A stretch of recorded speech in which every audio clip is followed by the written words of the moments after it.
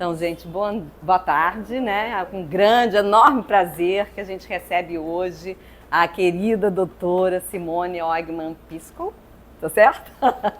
Ela tem uma trajetória maravilhosa, super criativa e cheia de desafios, né? Assim, que ela vai contar hoje pra gente. Então, vou falar rapidamente um pouquinho da história dela, né? Então, ela tem ampla experiência em estudos de processos ecológicos, relacionando impactos ambientais, ecologia de populações e comunidades bentônicas marinhas, né? Marinhas bentônicas costeiras, ecologia de costões rochosos, áreas vegetadas não consolidadas, recifes de coral, ou seja, é bem amplo, né?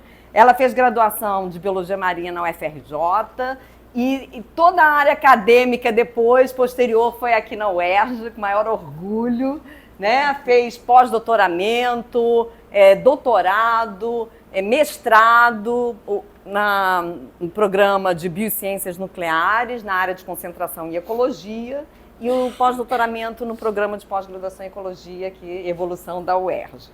É importante destacar também que ela teve uma grande experiência de recifes de corais do Mar Vermelho, né, em Eilat, onde ela fez o doutorado de sanduíche com um professor renomado internacional, que é o Dr. Joseph Loya, né? Bom, além de publicar, revisar vários artigos nacionais, internacionais, capítulos de livros, então essa história dela acadêmica, mas em paralelo ela sempre esteve ligada com a parte de gestão, né, que é muito importante. Depois você me corrige, mas começou no Instituto de Biodiversidade Marinha, IBM, logo depois ela fundou, né, e é diretora executiva do Instituto Brasileiro de Biodiversidade, que já faz 10 anos, ou mais de 10 anos, né, é maravilhosa. Contribui também com a ONG CBC, que é o Centro Brasil no Clima, né, que tem um propósito todo de descarbonização da economia brasileira, proteção da biodiversidade, e atualmente é membro do Comitê Científico This Is My Earth e integrante da Liga das Mulheres pelo Oceano. Então ela busca sempre a interface entre a ciência e a sociedade a fim de promover a conservação da biodiversidade marinha, além, não só marinha, né, hoje em dia terrestre também, tá? Diversas ações de pesquisa científica, monitoramento, educação ambiental, mobilização social e trazer subsídios para políticas públicas em projetos socioambientais na zona costeira, né, basicamente também. Bem, além disso, para finalizar, né, eu parabenizo pela conquista maravilhosa dela recente, da escola, né, ela trabalhou junto com a escola Eliezer Max, é isso? Que conseguiram um selo de escola azul, né, um dos primeiros aqui no estado do Rio de Janeiro, né, pelo compromisso da educação oceânica. Então, isso é um pouquinho só da história da Simone, que ela tem uma história enorme para contar para a gente. E obrigada por ter aceito participar, né, do programa de pós-graduação em Ecologia e Evolução. Então, muito obrigada. Passo a palavra para a Simone.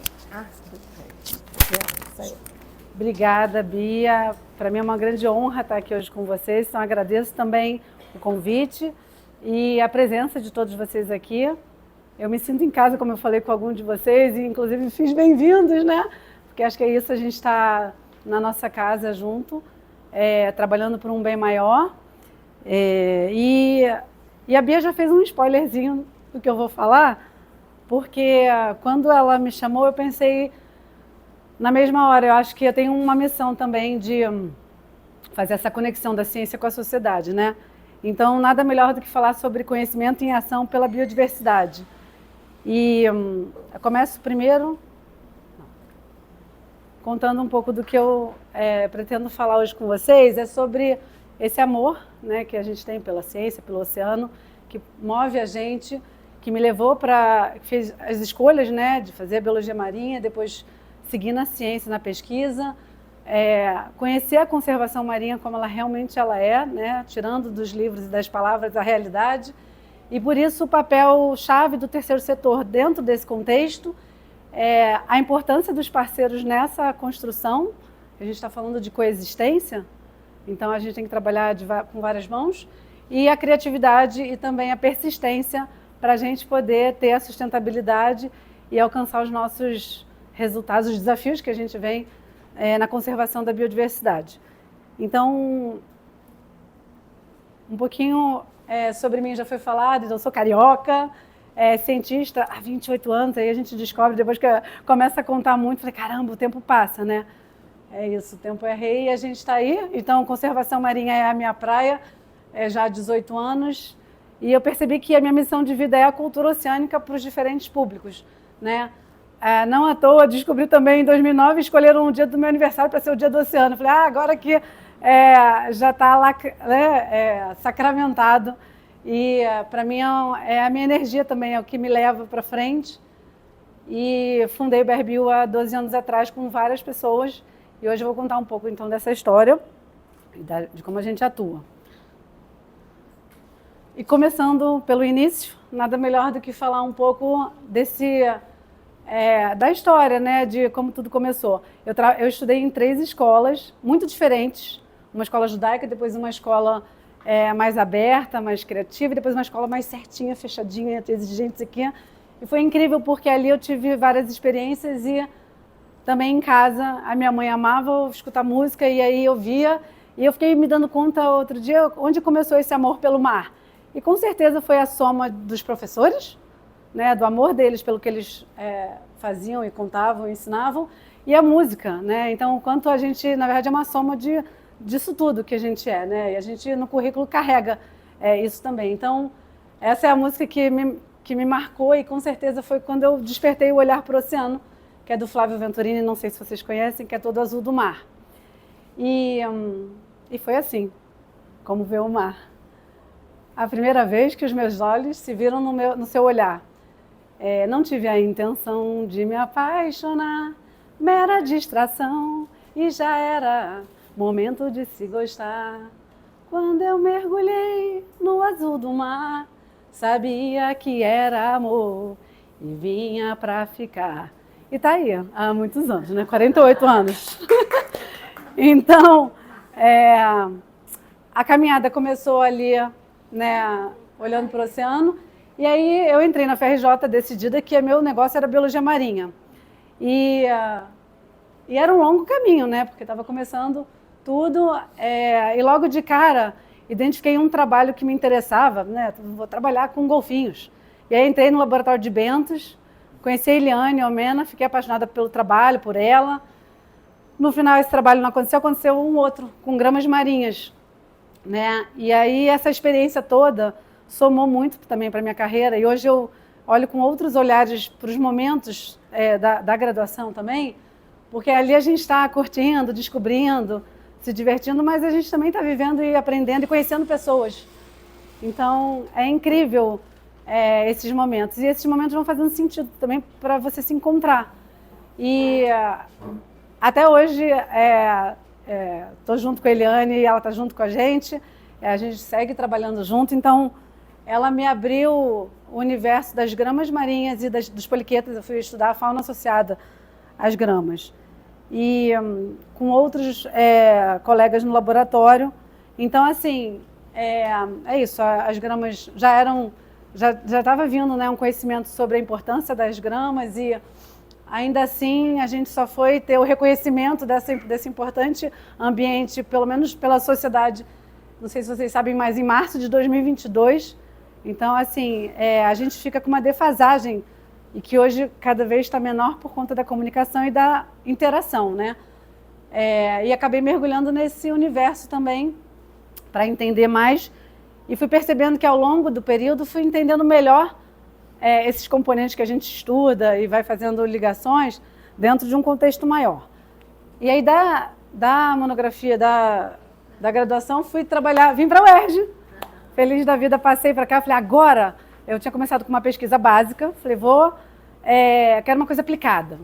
E estava lendo sobre corais, e aí descobri o Loia, livro, personagem de história, né? E aí tinha o Joe, que apareceu na UFRJ, um dia, né, falando sobre o cerício, falando sobre bioincrustação, e aí foi amor à primeira vista ali para, temos um desafio, Simone, tirou da gaveta um assunto que super me interessei, que era estudar a saúde dos corais como indicadores da degradação das praias de Búzios. E era um desafio muito grande, porque era ir para Búzios, né, uma cidade linda, turística, fazer um levantamento da biodiversidade marinha, fazer um levantamento das pressões humanas e cruzar isso, porque esse que era o grande negócio. E aí vocês sabem, né, como é que a gente da academia consegue viabilizar isso sem um suporte, né, o financeiro, em todos os sentidos logísticos, mas foi possível. Conversando com um monte de gente, a gente conseguiu unir um grupo aqui da UERJ, que foi todo para Búzios. A gente passou, então foram 2 temporadas fazendo esse trabalho, mas antes eu precisei, claro, ir a Búzios, conversar com restaurantes, operadoras de mergulho, locadoras de carro, loja, e aí, na verdade, o único jeito de viabilizar era mobilizando a sociedade para suportar, para dar sustento para a realização da pesquisa. Isso foi em 2000, né? Então, já estava meio que na minha alminha do tipo, vamos unir forças. E, então, ali, para mim, acho que foi o início da conservação marinha, porque eu precisava ir além da ciência, né, fazer as conexões para realizar a pesquisa, não tinha recurso, no início não tinha nem bolsa. Eu fui ter bolsa acho que 6 meses depois, e depois precisava de dinheiro para o próprio projeto, né, e num lugar super turístico, então tem toda a questão que a gente precisa de material, né, de áreas, etc. Então, Búzios, e na verdade isso tudo começou porque os pescadores lá estavam preocupados com os corais. E não tinha um conhecimento muito específico, mas precisava desse levantamento mais consolidado e detalhado. Então foram 8 praias e foi um momento incrível também. Foram 2 anos de muito trabalho, foi um mestrado e com um olhar específico para espécies endêmicas, né, para Mucismília e Siderastreia.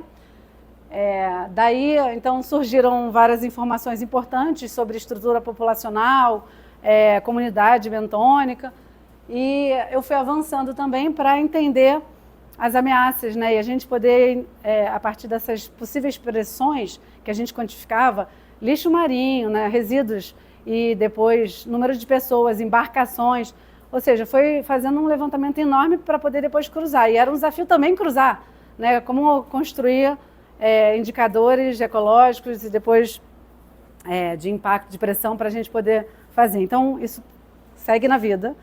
E, paralelo a isso, comecei a participar de vários movimentos locais e até, no caso, com as secretarias do meio ambiente, que também eram parceiras, né, lá em Búzios, e tinha um movimento também com outras instituições e projetos para proteção da área marinha. Então, esses dados com certeza foram chave na determinação do Parque dos Corais de Búzios. E depois disso, então assim, mestrado, doutorado, os artigos saindo, e a área marinha protegida veio em 2009. Então, aí depois eu segui no pós-doutorado, mais fácil ver aqui, né, gente? E, então era isso, era esse momento ciência levando para a sociedade o que era possível, eu como aluna na UERJ, fazendo estudo e conectando para a gente avançar. Então, eu percebi que eu tinha que ir além da ciência. Eu estava num congresso na Austrália, no International Coral Reef Symposium, e ali falei, gente, era 2012, eu acho, e foi bem difícil, porque tinham 4.000 pessoas, sei lá, e ali tinha uma crise que começava a se revelar, que era, a gente tem conhecimento, a gente tem técnicas, a gente está avançando, mas a gente não está avançando. A crise é grande, a sociedade não enxerga direito, a gente precisa de uma conexão melhor, e ali eu falei, vou ter que mergulhar mais fundo. E aí, conhecendo o terceiro setor, me encantei, e junto com outras pessoas, fundei o BR-Bio, que é o Instituto Brasileiro de Biodiversidade. E o BR-Bio é uma ONG, é uma OCIP, eu vou falar um pouquinho mais à frente, lá estreada pela ciência, muito feminina, tem muitas mulheres, assim, realmente tem uma alma feminina, tem homens, na verdade a gente busca diversidade, inclusão e tudo, mas tem um olhar de acolhimento, de futuro, de coexistência, e então tem 12 anos, a gente tem 12 anos de história. E para isso aí veio um outro momento da minha vida, que era mergulhar fundo no terceiro setor. O que é o terceiro setor, né? Eu não aprendi na faculdade. E aí eu comecei a ver que eu precisava entender mais para poder trabalhar da melhor forma. A gente tem os 3 setores, e eu acho que de lá para cá muito mudou, imagino que vocês saibam com certeza, mas o que eu acho que vale a pena destacar? O primeiro setor é o governo, né, a gente já sabe garantir os direitos básicos dos cidadãos e tem sua forma de financiamento através de impostos e tributos, e aí tem as empresas, indústrias, corporações. Acho que isso é o que a gente mais sabe, gera bens e serviços, visa lucro e está, né, indo lá, tem seu capital privado, vendas, produtos e serviços. E o terceiro setor, eu me deparei e falei, caramba, o terceiro setor é um monte de gente. Além de eu como ONG, tinha sindicato, partido, fundação, associação, clube. Então, assim, é um universo que, na realidade, a gente está falando de uma busca para resolver o problema social, né, ambiental e cultural, que o governo não consegue dar conta, o terceiro setor chega junto, né, para oferecer esses serviços básicos, né, e de educação, saúde, assistência social, meio ambiente, cultura e desenvolvimento comunitário. E tem uma característica muito peculiar que diferencia do primeiro e do segundo setor, é institucionalizado, então a gente tem, obviamente, um estatuto, CNPJ, a gente é não governamental, é de direito privado. Então, assim, a gente cria a gente tem que seguir a lei, e tem uma lei específica para o terceiro setor, mas a gente constrói os nossos procedimentos, regras, e precisa dessa transparência. Vamos lá. Então, é de direito privado. A administração é da organização que está por trás, responsável por desenvolver as ações. Sem fins lucrativos, não significa que não pode receber e ter o lucro, mas ele não pode ser distribuído entre sócios ou, no caso, diretores, ele precisa ser reinvestido na própria organização, né? Então, e esse é um ponto-chave do terceiro setor, que é o maior desafio que vocês vão ver à frente depois que eu contar tudo, porque como é que você faz um projeto, você ganha o dinheiro para fazer aquelas ações e você mantém sustentável a sua organização com seus serviços? A gente tem que ter assessoria jurídica, contábil, etc., técnica e institucional, independente de projeto, né? Eu tenho a estrutura toda, então tem caminhos para se pensar nisso. Então, precisa empreender. E aí, no final, eu percebi que eu era uma empreendedora que precisava seguir em frente. Mas, junto com isso, no terceiro setor, tem um trabalho voluntário que é também uma coisa que caracteriza por esse movimento, né, de um bem comum e coletivo. Então, muitas pessoas querem fazer parte, independente de remuneração. Então, mas isso é um trabalho, isso tem um valor também para os dois lados, muito grande. Então, entra todo mundo na missão junto, social. E existem diversas formas de financiamento, doação, recursos governamentais, editais, venda de produtos e serviços, comercialização, evento, campanha, patrocínio, captação de recurso. E esses esforços têm que ser todos estruturados para atrair novos apoios, né, e novos recursos. Então, é um grande desafio. E qual é o impacto do terceiro setor hoje no mundo? É enorme, gente. A gente tem quase 900 mil instituições aqui no Brasil e corresponde a 4% do PIB, todo esse movimento, né, trazendo todos os movimentos sociais, religiosos, ambientais. 423 bilhões anuais foi a última estimativa do IPEA, e tem ONGs e tem fundações que fazem esse tipo de estudo, levantam e tem isso tudo compilado. Então, assim, tem uma importância grande na geração de trabalho e renda, e vem muitas pessoas qualificadas de trabalhar no terceiro setor porque se identificam, porque a gente está falando de propósito também, e vai muito além de números. A gente vai entrando, na realidade, na criação, na inovação, porque no terceiro setor você conecta todos os segmentos e setores, então acaba também tendo uma super mobilização e capacidade de dar voz e representar diferentes grupos, né? Um forte engajamento cívico, e a gente parte todo mundo junto para esse desenvolvimento que a gente chama de sustentável, que é exatamente essa diversidade e inclusão que a gente precisa e coexistência. Então, é muito poderoso e é muito difícil. Mas a gente tem pessoas incríveis que se unem aqui. Eu vou contar um pouquinho só de algumas pessoas que estão juntas. Existe hoje um grupo executivo, junto comigo tem a Lígia, a Tatiana e o Márcio, cada um de uma área, né, a área de comunicação, a área política. A gente tem um conselho curador, que o Gilberto Gil é o presidente, e a gente tem um grupo de ambientalistas, cientistas, empresários que ajudam a gente a seguir melhor nessa direção, porque é um desafio, é difícil e precisa da realidade, ou seja, das pessoas que dominam, ou pelo menos têm as suas experiências e quando cruza, potencializa. A gente tem um comitê de comunicação, ciência e tecnologia, e a gente tem aqui, inclusive, uma das nossas colaboradoras, a Linai, e foi formado no ano passado, também super importante, porque ajuda a olhar para os projetos. Que foi? Errei, gente? O que está ao contrário? Eita, é verdade. Sorry, desculpa. Gente, eita, é verdade. Desculpa ali. E aí, porque é isso, a gente precisa de uma estrutura de pessoas que olham com um determinado cuidado, porque a gente está falando de projetos que envolvem pessoas e que são beneficiadas as pessoas, né? E nada mais importante do que você ter pessoas para ajudar nessa missão, né? Então, a gente também tem a doutora Letícia Cotrim, né? E tem outras áreas de pessoas da comunicação, da indústria, da empresa, do jornalismo que ajudam nisso. E vários consultores. Aqui a gente tem a própria Bia Fleury, que, bom, já posso falar que essa, já desde o início, uma grande colaboradora por causa dos projetos, na verdade. Eu não desci tudo aqui, porque, gente, era tanta coisa. Falei, que desafio para uma geminiana em Gêmeos escolher coisa para apresentar, gente.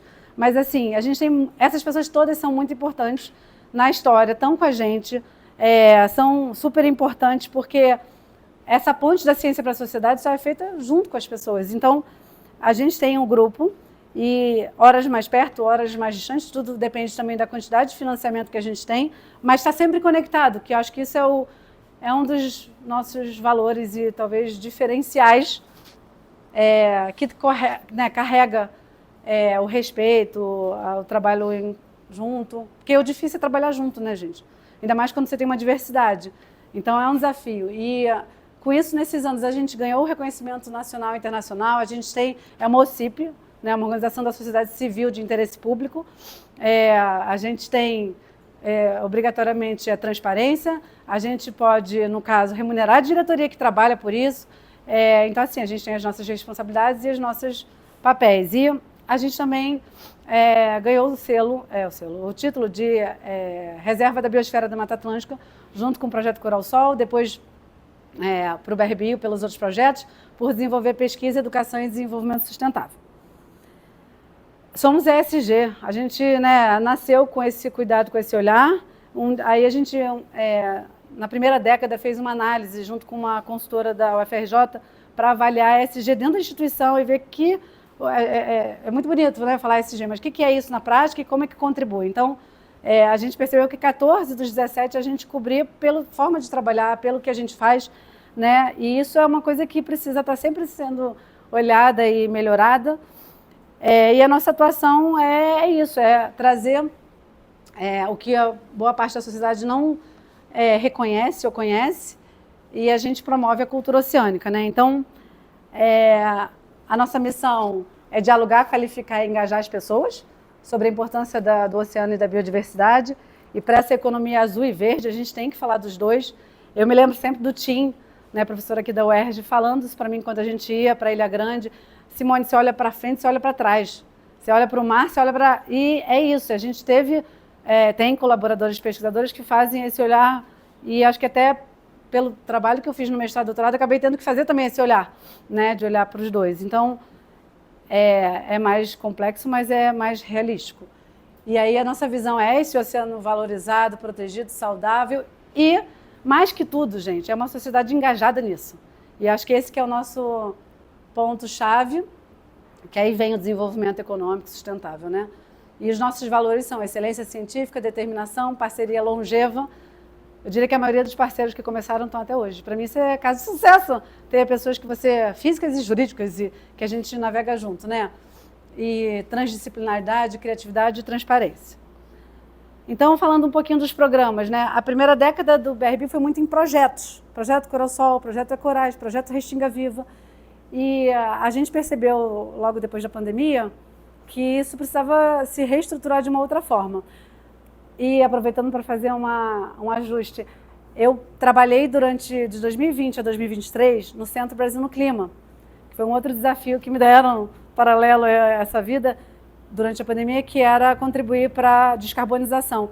E aí foi super interessante para poder também ver uma outra organização, né, que tem um trabalho forte de combate à mudança climática, que tem um grupo muito forte na economia, na política, e entender também como é que funciona esse universo. E aí, em 2023, eu fechei meu trabalho lá, porque eu era diretora de gestão lá, e diretora executiva no BRB. Eu falei, gente, tem uma hora que a saúde tem que olhar, a gente tem que falar o que a gente também tem que fazer em casa, né? E aí, é parceiro, o CBC continua parceiro, mas eu foquei o meu olhar para o azul e para o oceano, no BRB. E aí, o Transformar vem exatamente todos esses projetos que eu estava falando, que é o Ecorais, o Coral Sol, o Restinga, que trazem assuntos de qualidade ambiental, né? Então, esse trabalho que eu falei do mestrado e doutorado, a gente teve uma oportunidade de fazer um trabalho para a ONU, de desenvolver uma metodologia para fazer essa avaliação ambiental, né? E aí, seguiu a saúde dos corais, então é um projeto que tem 26 anos, lá em Búzios, a gente segue trabalhando com a PUC, com a UERJ, a FRJ, fazendo monitoramento dos corais em Búzios, né, com a pesquisa. Teve todo um olhar por conta do Coral Sol, pensando na bioeconomia, né, e com esse subsídio de conhecimento e de política pública, que a gente também entra nesse programa. E aí começou, mais no fim da primeira década, a entrar um olhar da sustentabilidade nas práticas das empresas, né, e olhar para como fazer essa transformação, né, nas empresas e, no caso, na rede hoteleira que a gente tem ligação.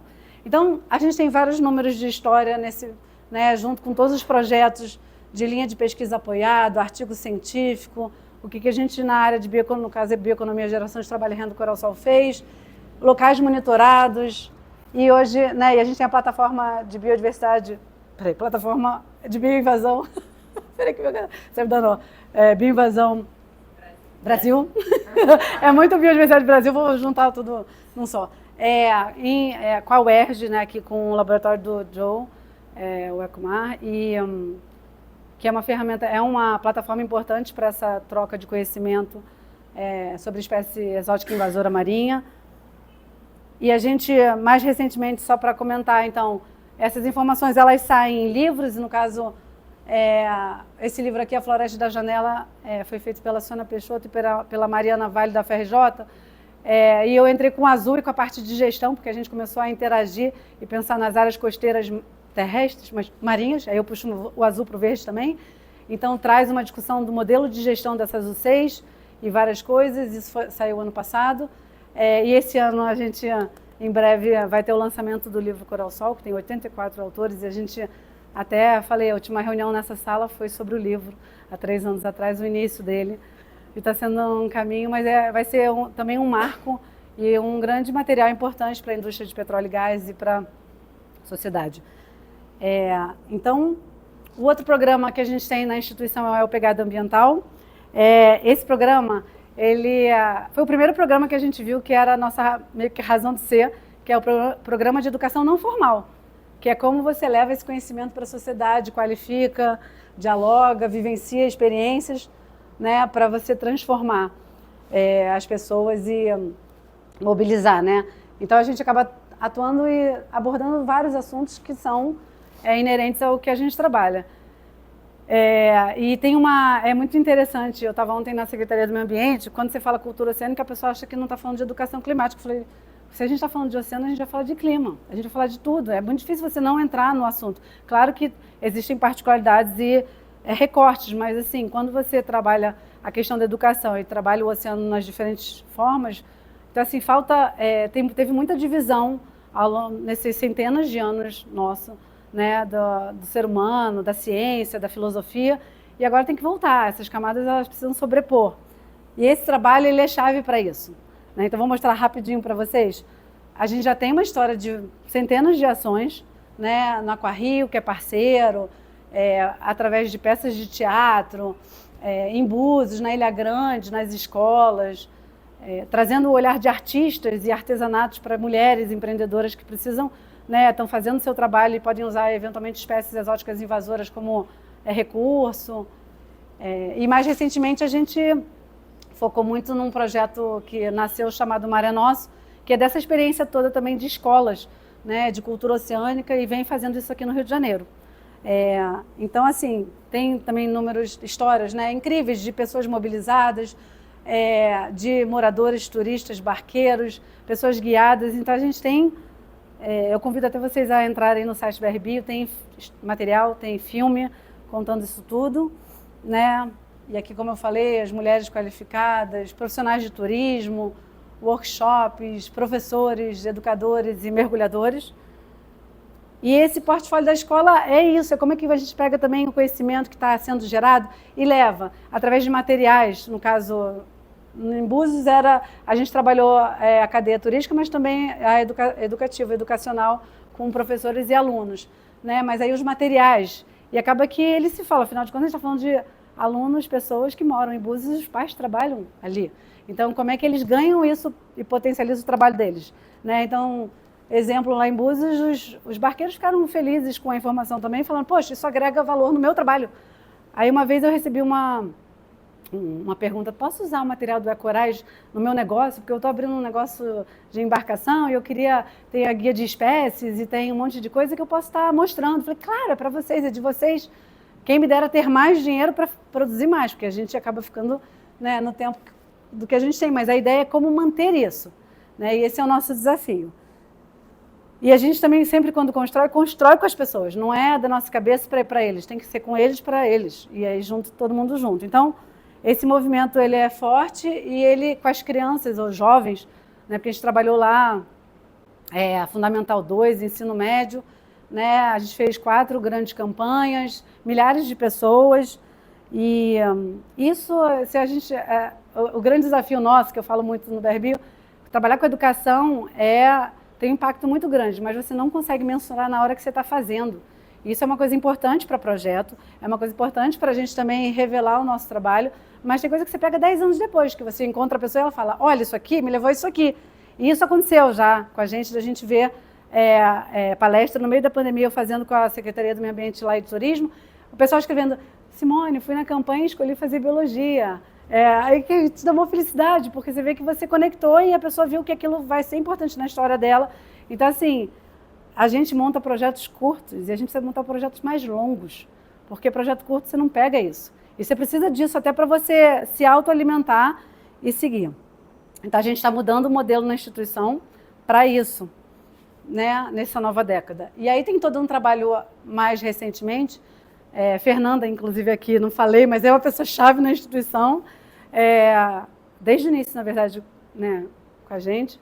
E importante, já passou por vários papéis chaves também, pesquisadora, coordenadora, gerente de projeto, é uma super pesquisadora que participa disso. E eu lembro da gente, na pandemia, entrando nas escolas, de máscara, com cuidado, e a gente fazendo um trabalho voluntário, porque eu falei, gente, o que está acontecendo? A gente entrou numa escola pública para saber como é que eles estavam, e a gente conectou com a família Schumann, porque a gente tinha sido convidado para eles iam passar pelo Rio. Eu falei, poxa, vamos aproveitar a oportunidade e ir na escola. E a gente fez esse trabalho, que acabou levando depois ao Eliezer, que é a escola da Clara, minha filha, porque a gente acaba, né, também se aproximando. E a escola, na verdade, procurou, o BR-Bio me procurou e falou, a gente vai para as Cagarras, e está fazendo o Eliezer nas Cagarras. Você ajuda a gente? Eu falei, claro, com o maior prazer. E aí eu fui vendo que eu precisava de mais elementos. Aí eu chamei uma pesquisadora, a Mariane Pataro, a UFRJ, o Rodolfo, com o Laboratório de Análise Química da Água. E aí a gente começou a dar suporte. E como a gente também está no Mônaco Garras, a gestora foi lá conversar com ela, né? Falei, vocês não podem entrar na casa assim, achando que é a casa de todo mundo. É a casa de todo mundo, mas vocês têm que saber que tem regras.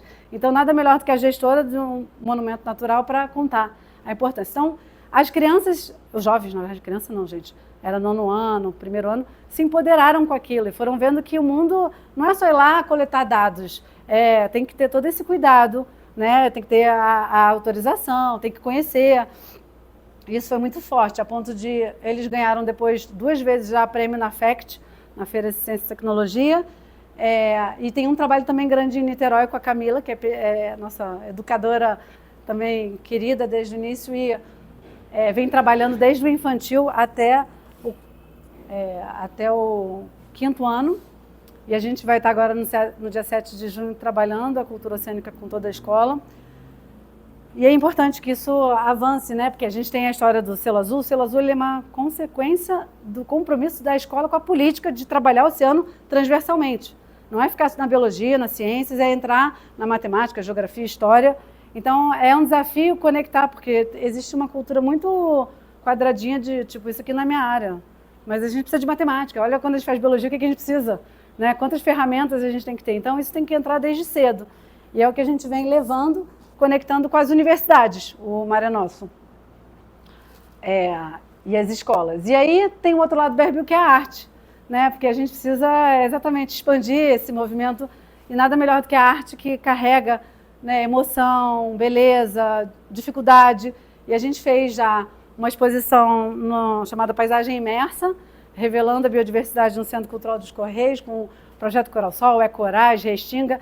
A Sandra Felsen, uma artista plástica, ela fez 17 quadros e a gente expôs lá e fez visitas guiadas, né? E foi incrível esse movimento. Aí depois a gente fez um trabalho, né, no Coral Sol, no projeto, olhando o Coral Sol com mergulhadores, e depois fez uma exposição lá no Parque da Ilha Grande, né, no PEG, e no Aquarrio, que é parceiro, o BRBio tem um stand, né, que fala sobre os corais e os bioinvasores. E com isso a gente leva através de peças de teatro as temáticas, fez parceria com a Osclen e fez colares com o Coral Sol, né? Com o Antônio Bernardo fez um coral de ouro, e agora mais recentemente uma novidade da instituição é o Museu da Pesca. A gente foi convidado para participar de um projeto lindo, a Fernanda está junto, que é fazer a curadoria técnica do Museu da Pesca em Santos, que é um museu de 1909, tem uma história, ele é lindo. E ele precisa dessa renovação, desse olhar do conhecimento científico, mas ao mesmo tempo da linguagem, né? E então a gente está com uma empresa em São Paulo e com o Instituto de Pesca, que é de São Paulo também, do governo, fazendo essa conexão. E aí a gente percebe o quanto tem esse espaço para trabalhar a ciência e quanto é importante pessoas que têm essa sensibilidade, porque bate muito diferente, né, gente? Pega um empresário que senta com um cientista e ele fala, que essa areiazinha? Por que tem uma sala só de areia, gente? O que é isso? Aí a gente tem que ficar quieto, esperar um pouco passar, baixar e explicar. E tudo bem, talvez uma sala toda no museu de pesca a gente tem que rever. Então, assim, tem essas questões que a gente vai com muito cuidado.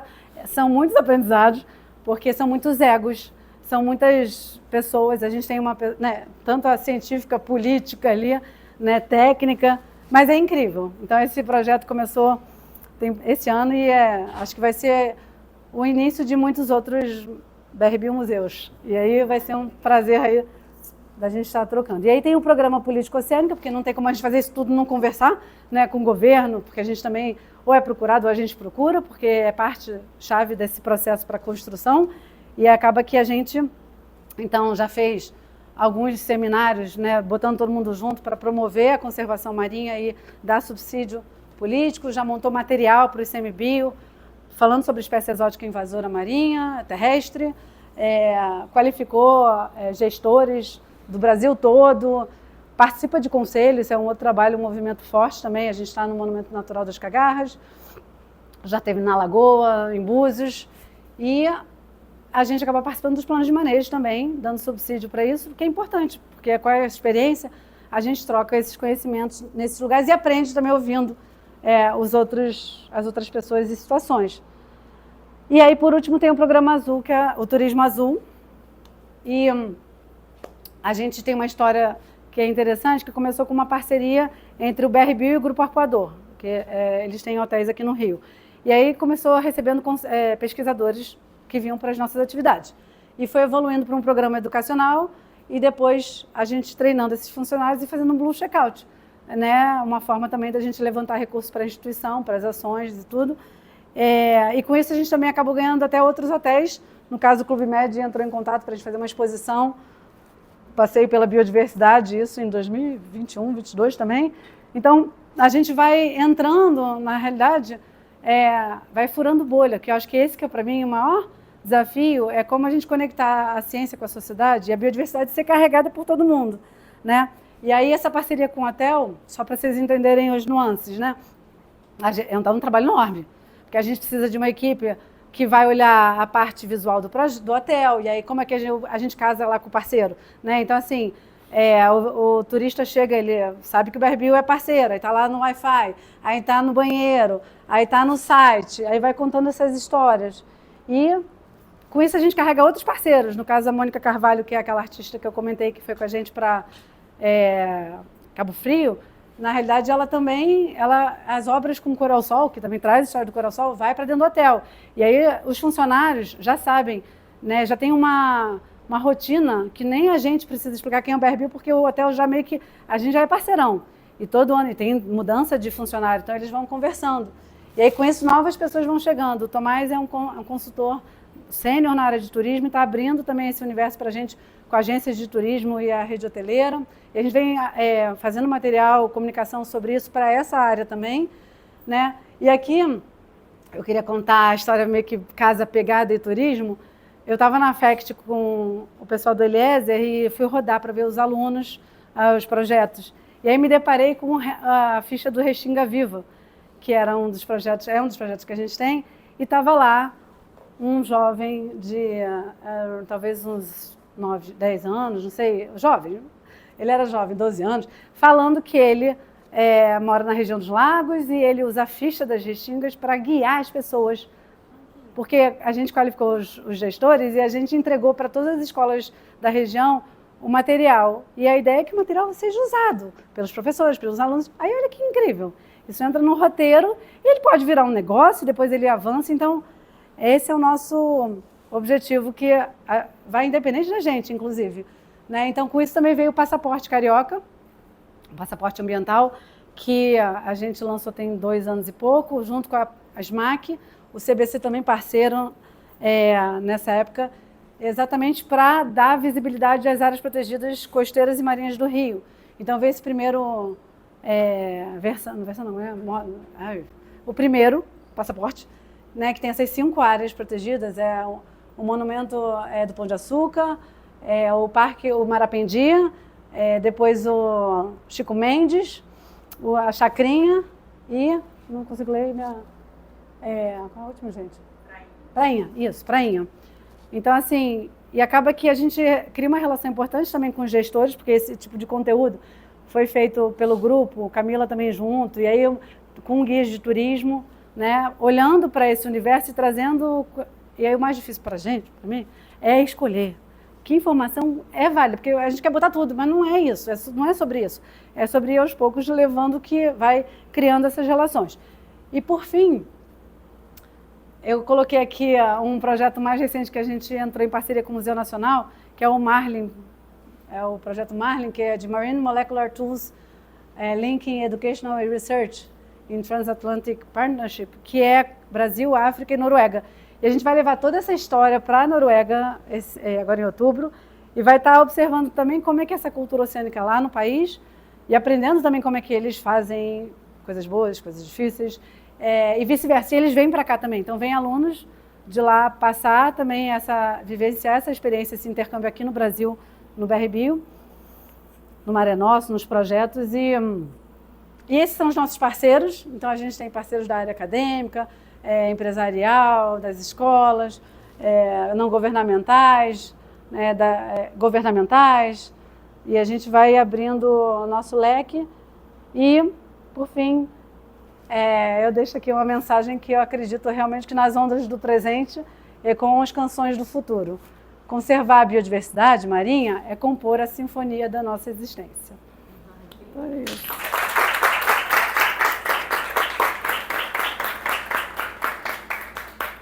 Obrigada. 50 minutos. Maravilhosa essa trajetória. Realmente é enorme, né? Tanta coisa que você fez nesse tempo. Eu todo mundo. Obrigada, Simone. Gente, falei pra caramba, né, gente? Se quiser só pegar o microfone aqui. Alguém quer fazer pergunta? Deixa eu acender a luz aqui.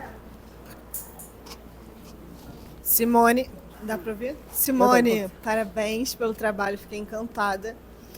Me chamou a atenção porque lá no começo você fala que em 1º de março de 2022, que eu achei muito, muito recente, que começaram a tomar noção da conservação do ecossistema marinho. Das gramas. Ah, entendi, que eu fiquei com essa dúvida. E outra coisa é que eu andei estudando sustentabilidade bastante. E bom, é interdisciplinar, né? E pelo seu trabalho, eu fiquei... Como vocês levam a educação para os povos tradicionais, eu fiquei me questionando se eles também participam de reuniões com vocês. E outra coisa é que os povos Naomi, né? Maomi, não sei. Eles já conseguiram que um rio tenha os mesmos direitos jurídicos de que uma pessoa. E isso tem no Brasil também tem um rio agora. Sim. E eu queria saber se isso existe para o ecossistema marinho e se pode existir. Então, primeira pergunta sobre os povos tradicionais. A gente tem relação, porque naturalmente em Búzios, eu vou dar exemplo de Búzios, que é onde a gente tem maior relação com a comunidade local. A gente foi levando as informações e conhecendo as pessoas lá.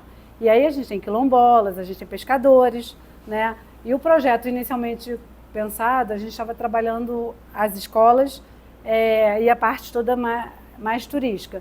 E aí a gente foi construindo um projeto com eles, chamado Sou Búzios, Somos do Mar. Exatamente olhando as necessidades deles. Isso veio em 2020, depois dessa experiência, né, que a gente teve primeiro ciência, depois educação, e aí a parte mais social, né? Então, assim, sim, é importante essa troca e essa escuta. Eu acho que veio do nosso aprendizado também dessa primeira década, que vinha muito ciência e educação, de olhar o social. E esse trabalho, esses projetos, eles precisam começar do social para entrar, o resto é a cargo disso, porque a gente acaba exatamente aplicando para o que é necessário. Então, sim, existem muitas questões e acho que o maior desafio... Qual que é o seu nome? Marina. A gente fez algumas propostas já para Búzios, no caso, para esse projeto. Para vários, na verdade, editais, governo, como estávamos, já tentou. Nem sempre você consegue tudo que você está buscando, eles existem, o que ainda existe.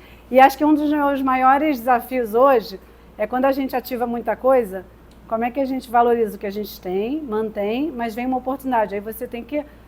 É difícil, aí é o trabalho do... mas eu vou falar de uma forma talvez mais fria, que é comercial, que é real. Também não adianta a gente ficar só sonhando com o que a gente está tentando, a gente tenta muito. Aí está sendo o meu maior aprendizado, até é bom você ter falado isso. Eu estou tendo mentoria empresarial tem 2 anos. Falei, gente, depois disso tudo, eu preciso de empresários que me ensinam, porque eu tenho sonhos, planos, desejos. Mas nem sempre o mercado, que é aquela história, ele vai te atender. E aí você vai até morrer, não dá, porque você morre antes, eventualmente. Então, eu acho que o desafio aqui da sustentabilidade é como manter o seu plano, e aí, o planejamento estratégico. No caso do BRBio, a gente faz o planejamento estratégico, aí a gente vai tentando com todas essas pessoas entender aonde a gente consegue avançar mais, mas não deixar o que a gente tem de interesse para seguir junto, né? Então, aí já te dando outro exemplo, o Museu da Pesca começa pelo pescador. Então, a gente estava discutindo isso, e a museóloga e as pessoas também já estão com essa realidade na cabeça, que é muito legal. Então, eu acho que eu diria que depois da pandemia, isso mudou muito em alguns lugares, não todo, né, gente? Mas eu acho que a gente não é uma voz única para puxar o social primeiro. As pessoas das diferentes áreas vêm tentando fazer isso, que eu acho que é o universo que a gente tem que seguir. Então, é isso. Eu acho que a gente tem que seguir junto, e a gente vem fazendo isso também nos lugares que a gente atua com os projetos ou nos conselhos. E a sua outra pergunta era da questão do direito. Gente, eu descobri isso porque eu sou do comitê This Is My Earth, e aí eu fiquei apaixonada de saber que existe isso. E eu vi que existem vários no Brasil. Pode entrar. Não, a gente está conversando, pode entrar. Já está na conversa, está tranquilo. Então, assim, eu lembro que eu cheguei a ver os rios. No Brasil tem vários lugares, não sei se no Nordeste, no Sul, eu tenho um link de onde tem tudo no Brasil. Mas eu estava tentando lembrar de mar, não lembro de ver mar. Tem que olhar de novo. Porque também tá trazendo, acho que à tona as coisas. E aí isso às vezes demora entre existir e vir à tona publicamente, né? Mas eu acho que é o caminho. Eu falei isso com o advogado da instituição, porque é isso, a gente tem que estar sempre mais atualizado e vendo, né, o que evolui para usar isso como uma boa ferramenta e ajudar nos trabalhos. Desafio. Mais outra pergunta?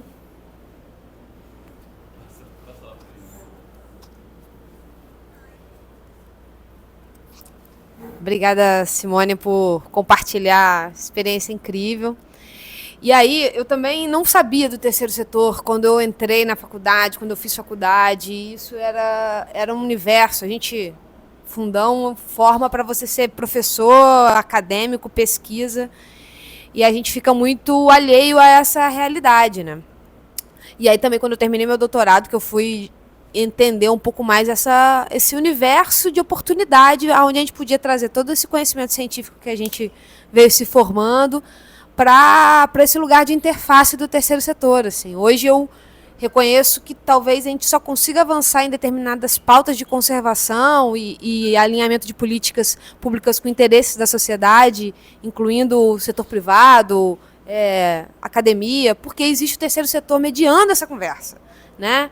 A gente fica muito preso dentro de uma discussão muito focada nesse lugar que a gente ocupa e o terceiro setor abre esse espaço de diálogo.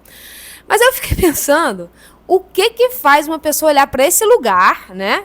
E é super difícil, assim, porque quando eu cheguei nessa reflexão, né, eu fui me vinculando com uma instituição que já estava montada, que existia já uma coisa mais ou menos pronta, né? Então você entra e faz a sua contribuição.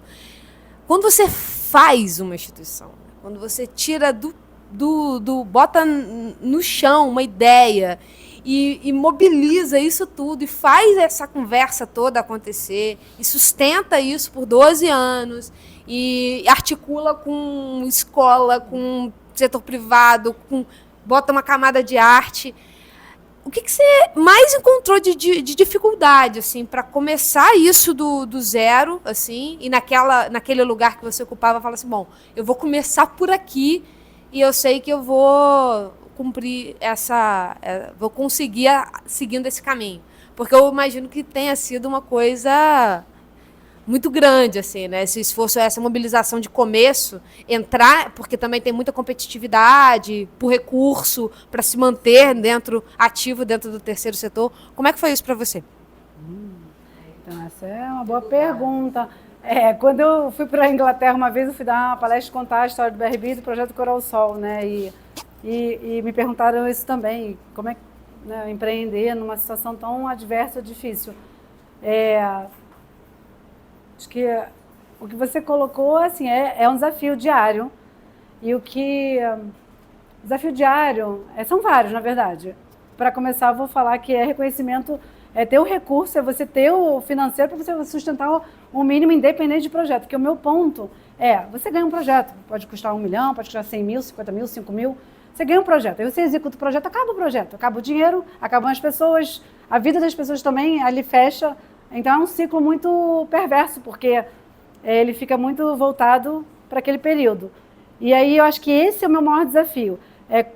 E eu sabia, quando eu entrei, que esse ia ser o desafio. Mas eu sabia que eu tinha que começar com o projeto. E continuo com o projeto.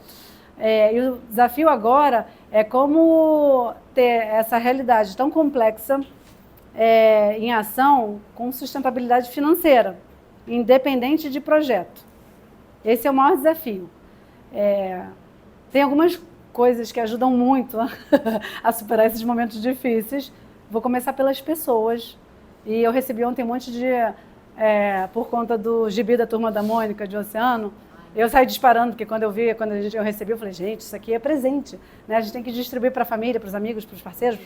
E aí as pessoas todas querem. Então, acho que isso já é lindo ver esse movimento vindo. E as pessoas felizes e pessoas diferentes, porque acho que também é isso que eu estava falando desde o início, furar bolha, a gente sair da nossa zona de conforto, que é falar com quem a gente está habituado, ou com quem a gente entende a gente, falar com quem não, a gente não entende.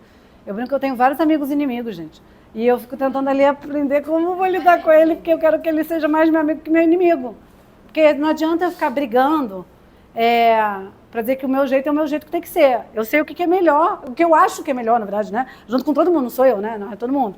Mas o que vai acontecer na prática, quando a gente se relaciona na prática, na realidade, numa situação dramática, pessoal, de alguém da sociedade que está ali sofrendo com o seu negócio, caramba, como é que você fala... meu amigo, olha só, transição energética acabou. Seu emprego, todos vocês vão ser mandados embora amanhã, mas você precisa fazer a transição. Então, como é que você faz isso? Né? Então, eu acho que esse é o desafio. Aí o segundo grande desafio, que acho que o primeiro é essa questão que eu falei da mudança de modelo e ter sustentabilidade. O segundo é as pessoas reconhecerem o valor da biodiversidade e quererem estar junto e caminharem junto. E aí eu acho que eu até ajudo o primeiro e ajuda essa outra parte que eu estou falando, que é o que é a nossa coexistência. Então, eu acho que esses dois, para mim, é o maior desafio do dia a dia. Mas as pessoas é quem faz, eu acredito, é o motor e a energia, que até foi falado pela Marina lindamente, que a gente não cai quando a gente tem uma causa sólida. E acho que eu me sinto nessa missão e tenho essa causa muito clara, e acho que isso faz a gente superar todas as dificuldades, e as pessoas aqui, né, por causa das pessoas que estão próximas, as mais perto, as mais distantes. E, assim, o Gil, por exemplo, falando assim, a gente vai conectando com outras pessoas. Eu falei para ele, senhor Gilberto Gil, se não fosse você, não sei se eu estava aqui, porque é difícil pra caramba, tem hora que a gente quer chorar, porque tá muito difícil, não tem tudo que... Não tem nem o mínimo que a gente precisa. Mas, assim, é isso, são as pessoas. É o Gil e a Fernanda, é a Bia, você... Na verdade, a gente está falando das pessoas que estão lutando ali junto. Então, e eu percebi, também nesse trabalho, que é isso que importa. Até porque a gente vive coisas muito difíceis no nosso dia a dia. Porque não está alinhado, mas tem que ter uma boa comunicação. Porque quando não tem boa comunicação, aí é um outro desafio. O terceiro, talvez, desafio que eu vou botar aqui é uma boa comunicação interna e externa. Porque as pessoas acabam brigando, tem conflitos, né? Então, acho que tem uma energia nossa muito grande dos valores serem postos em prática dentro de casa. Porque senão a gente fala e não faz. Tem que fazer. E aí significa ter paciência, você não vai poder pular, que nem videogame, uma etapa. Você tem que passar por aquilo e depois seguir, entendeu? Então acho que, sei lá, agora esses três são os maiores.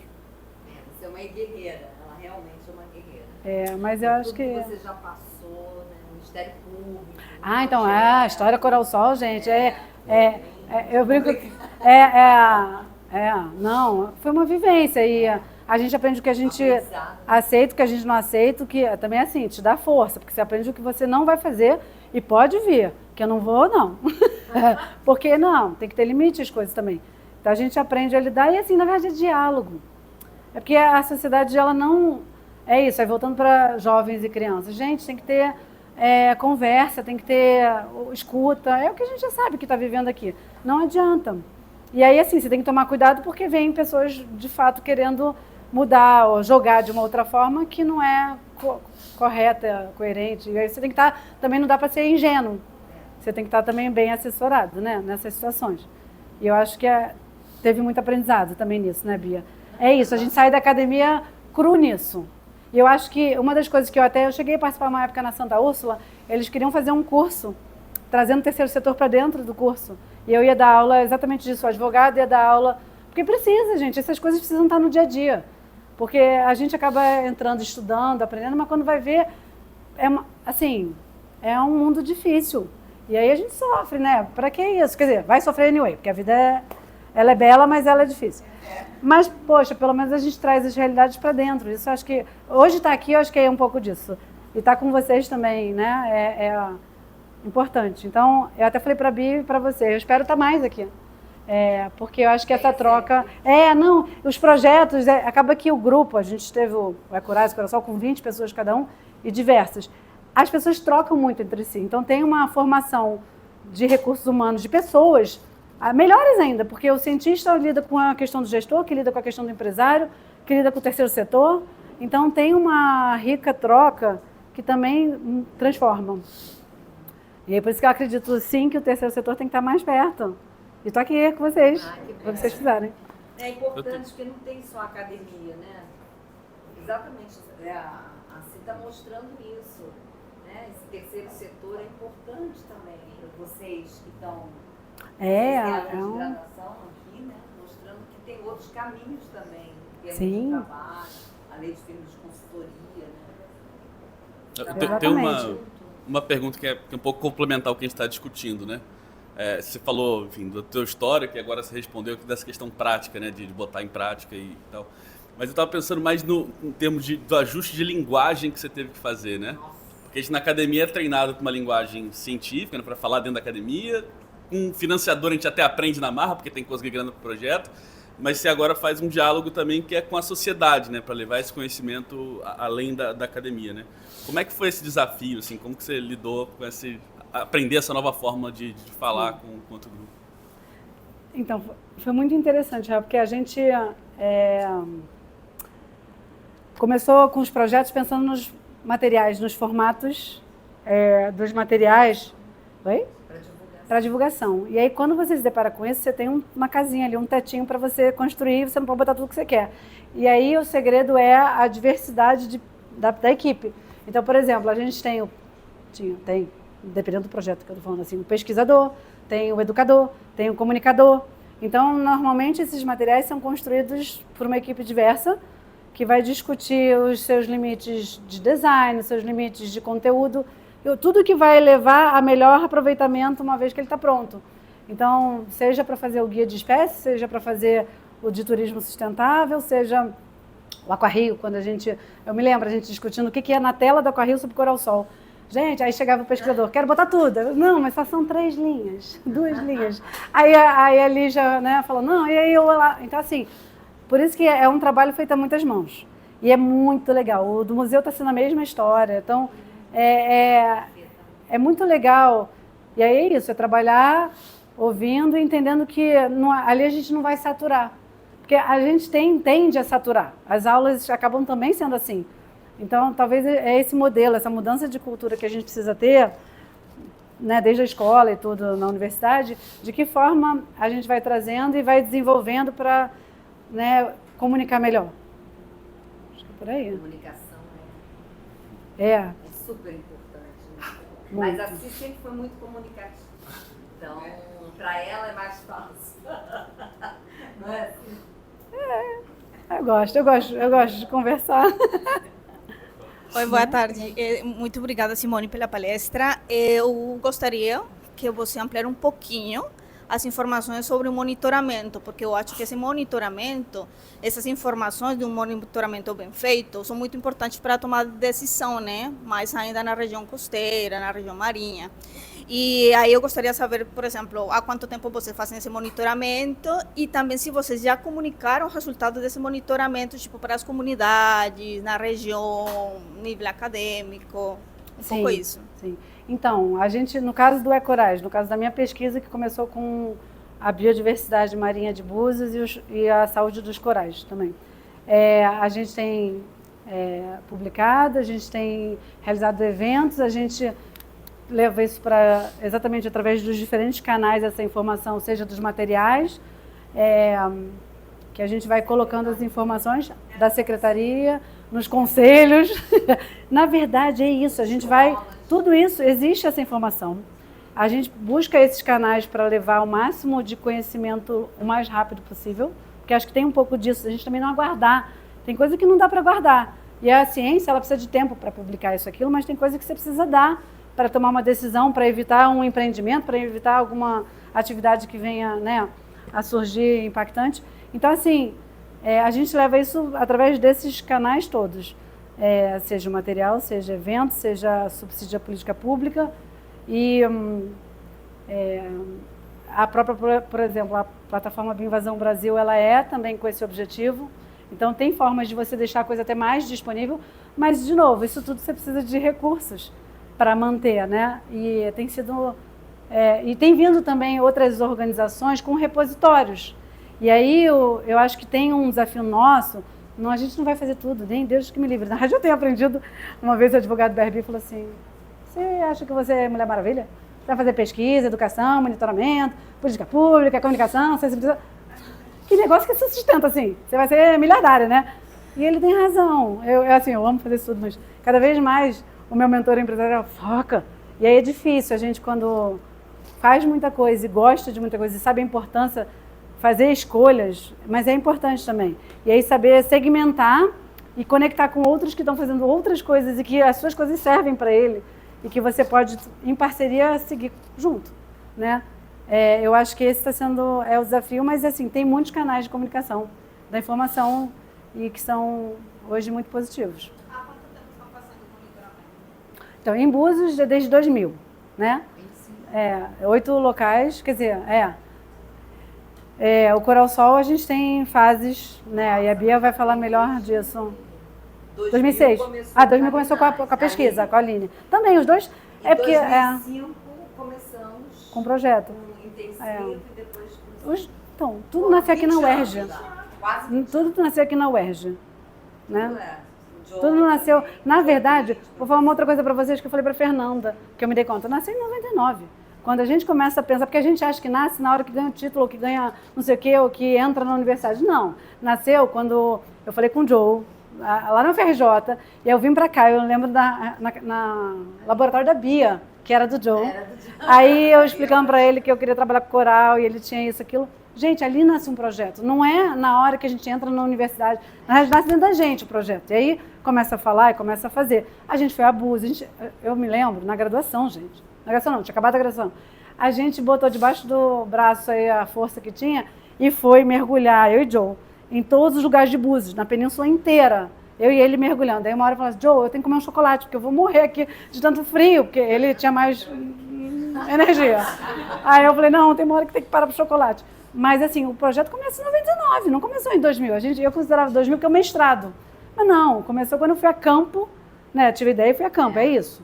E aí são 26 anos. Então assim, acho que o Ecorage tem isso, o Coral Sol tem isso também. Que tem a Aline fazendo também, né? Começou. Então eu acho que a gente tem que, de novo, é o que eu falei lá no início, a gente é uma camada, são várias camadas. E a gente divide muito, a gente precisa fazer esse trabalho mais conjunto. E vocês também, né? Cada um em si assim, porque eu acho que isso dá uma força tremenda. E a gente valoriza também, né? Mais pergunta? Nada. Não? Acho que é isso. Obrigada, gente. Estou à disposição de vocês. Entrem no site, entrem na rede